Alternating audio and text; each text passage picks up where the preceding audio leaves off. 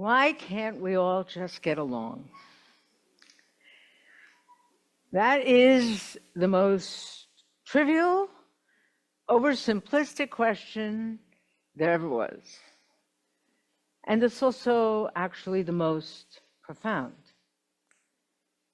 Why exactly is it that we can't see we're all just human beings struggling to feel safe and live our lives and be okay? That we're all in this together. Why do we compete and fight and hurt and kill each other? It's the question that breaks our hearts over and over again. For a while this summer, right out here at the traffic circle just on the corner here, there was a swan. And it couldn't seem to find its way back to the water, and the police would come and they would sort of nudge it along, and somehow it was just always in this traffic circle. And it turns out it was a relatively meek swan, and that there was a more aggressive swan protecting its cygnets in the water who wouldn't let this meeker swan in. And one day, the meeker swan tried. And the aggressive swan stomped and pecked it to death. And when I read it, I cried. Because this is what we do to each other.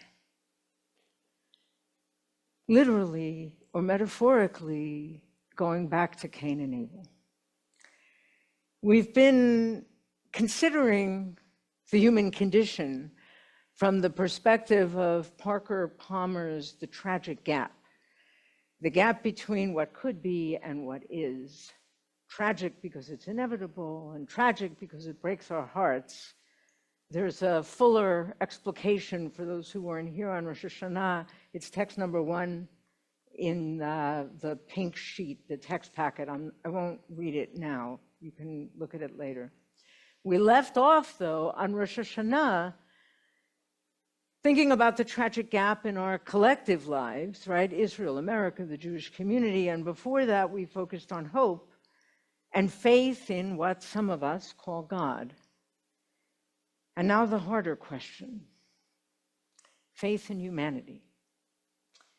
The tragic gap between who we ourselves aspire to be and who we actually are, how we behave. Confronting that gap is the essence of Yom Kippur and of Tshuva, the central task on these days. And from the beginning of the liturgy that we just prayed, Yom Kippur takes us right there. The first thing we did, even before Kol Nidre, what we do is we evoke Yeshiva Shel Mala, right? The study hall or the court above, and Da'at Hamakom, the consciousness, the opinion of God, and Yeshiva Shel Mata, the study hall or the court below, and Da'at HaKahal, this community's own consciousness and opinion, and together we declare it permissible to pray with the Avaryanim, the transgressors. One quick side note, for all of the divisiveness in the Jewish community today, note this liturgy. There has never been a time in Jewish history when Jews didn't consider other Jews to be Avaryanim, over the line, right? And somehow we find a way to pray together. This is nothing new. But who are these transgressors, right? Who else could they be? They're all of us, right? Right off the bat, we put one foot in who we could be and one foot in who we are, and we acknowledge that we're all transgressors. We're all fallible, we are all capable of evil, and we are all capable of doing better. This is the inevitability that makes that gap tragic. No one is exempt. Now, in that tragic gap is cognitive dissonance. The conflict between our self-image and the self we are. And it's uncomfortable to sit with that. There's really no satisfactory answer to why we can't all get along, right? Why human beings hurt each other. It's like my old Hebrew teacher in rabbinical school used to say, Lama kacha. Why? Because that's how it is, right? But there are actually answers to why do I hurt other people? Why can't I always get along? Which makes those questions more fruitful, but also more challenging. Now, of course, we know, I'm not telling you anything new, right? We all know that we are fallible. We all know we're capable of evil, just like we all know that one day we'll die. But there's knowing, and there's knowing. Now, some of us may avoid the gap in parallel to Parker Palmer's extremes of cynicism or idealism, even with ourselves.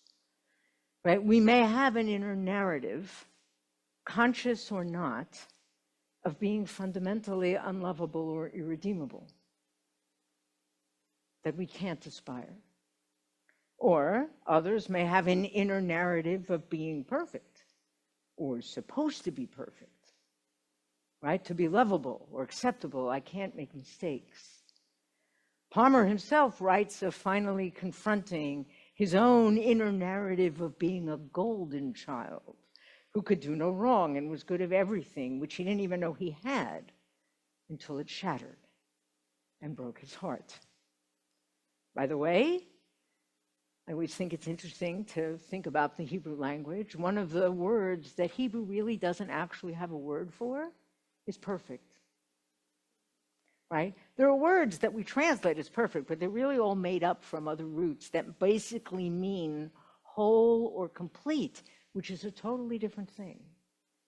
Right? Perfect is not a Jewish thing. Most of us, though, are partially able to stand in the tragic gap and partially not. We have particular areas where we find it hard to hold the cognitive dissonance between our self-image and who we actually are. Some examples. I'm self-aware. I'm not one of those people driven by all kinds of inner impulses I'm not even conscious of. I'm smart and discerning. I'm not one of those people who get sucked into believing things that aren't true. I'm generous and loving. I'm not driven by self-interest and ego. I'm a good moral person. I don't cut ethical corners, and I don't use people. I'm strong, capable, independent. I don't need help, and I'm not vulnerable. I'm hardworking and disciplined, and I got where I am because of my own effort, skill, and talent, and I'm not a taker. By the way, on that one in particular, do you play Wordle? You know, the puzzle game from the online on the Times. If you play Wordle, you know that they tell you how you compare in your skill and your luck and your total outcome on the score with the average of all the people who play the game. Did you know that sometimes, this happens to me, I play and it tells me that I am below average on skill and below average on luck, but I actually solve the puzzle much faster than the average. What is that, right? How can I be below average on skill and luck and better in the result, right? Why? Because the algorithm is wrong. And it's basically made up. And guess what? Our own inner algorithms are also wrong and basically made up. Not only in how much of our achievement is due to skill and hard work versus luck, but on pretty much every scale.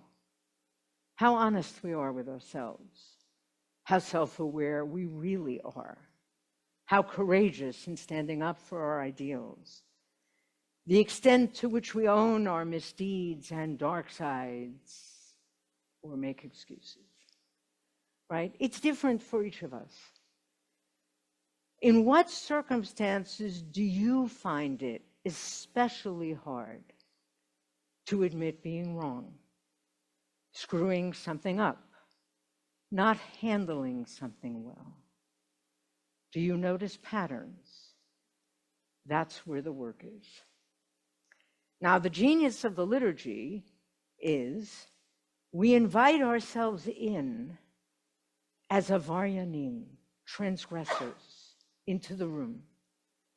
And we give ourselves permission to pray from that cognitive dissonance, from the gap, to pray from our own sense of failure, embarrassment, inconsistency. What a gift. I'm grateful for it every year, but never so much as this year. It's been not only a heartbreaking year, it's been an exhausting year, even here, in the comfort and relative safety of the Hamptons, not in a war zone or a flood zone or any of the other places of great suffering in the world. And speaking for myself, I have not been at my best this year. I've had feelings and thoughts I'm not proud of. I've shut out some feelings I should have allowed in. I've been less patient, present, generous than I wanted to be. In so many ways, the gap between who I want to be and who I've been this year has been exceptionally wide. And I say this not to make a full personal confession in public, trust me, this is hardly complete, nor to be particularly hard on myself. I say it because I know I'm not alone. And because owning it all, claiming it, can actually be a way of being gentle with ourselves. Precisely because this whole exercise of Yom Kippur presupposes that nothing about this past year is the sum total or final verdict on who I am. So it feels a particular gift, a grace, to invite it all in, to stand quite fully in the gap, and to pray from and in and through all the complicated, conflicted, less than best in myself. Because that gap is the doorway to better.